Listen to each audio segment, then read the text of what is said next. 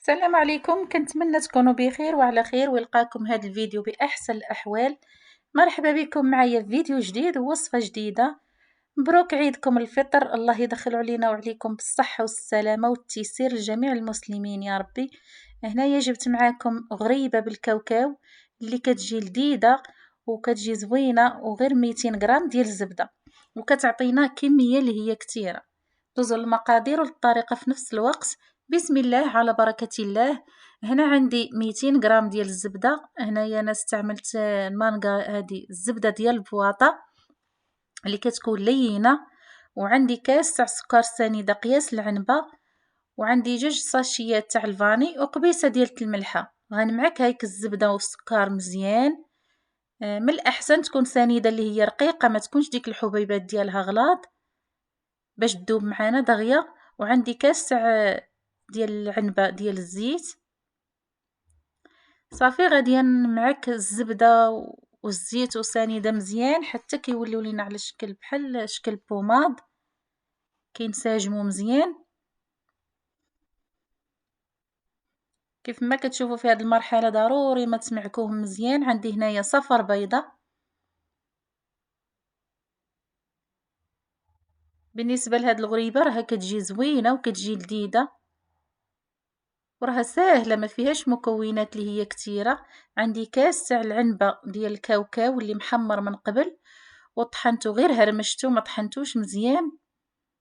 وعندي معلقة صغيرة ديال الكاكاو كتعطيها واحد اللذة واللون حتى هو كيجي لوين ديالها زوين.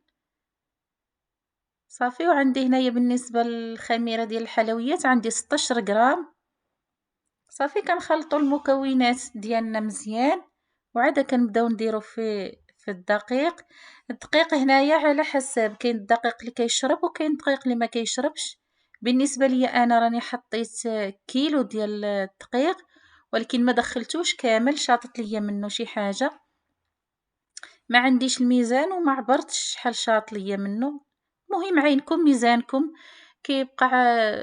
ما تقصحوش العجينه ديالكم، تدخلوا ليها الطحين بزاف تجيكم قاصحه والنتيجه ديال الحلوى تجيكم ما زويناش. ضروري ما تخليو العجينه ديالكم تخليوها رطبه على هذا الشكل هذا، كيف ما كتشوفوا راها رطبه لينه باش تعطيكم نتيجه اللي هي زوينه. هنا عندي سكر كلاصي اللي الصراحه انا ما عنديش سكر كلاصي اللي سبيسيان. الا كان عندكم نتوما سكر كلاصي سبيسيان يمكن لكم ديروه، كيعطي نتيجه اللي هي زوينه. انا عندي غير العادي، زدته 2 معالق كبار ديال النشا. صافي وفندت فيه الحلوى ديالي. صافي كنستمر على هاد الطريقه كما كتشوفوا حتى كنكمل الكميه كامله. بالنسبه للفران في هاد الوقيته يكون تكونوا مشعلين الفران ديالكم يكون سخون. انا عندي هاد البيض اللي خليت من الصفار ديال العجين، كندير فيه اللوزه. انا عندي هنا شويه ديال اللوز، كندير فيه اللوزه وكنحط عليه من الفوق. الا عندكم الكاوكاو يمكن لكم ديروه. صافي كتخشيو اللاطه ديالكم في الفران من التحت حتى كتشقق، وكتعقبوا تطلعوها من الفوق يتحمر. طيب مليكم من التحت صافي وكتخرجوها. النتيجه ديالها راه كتجي زوينه وهشيشه، واهم حاجه كتجي لذيذه وزوينه. كنتمنى تجربوها.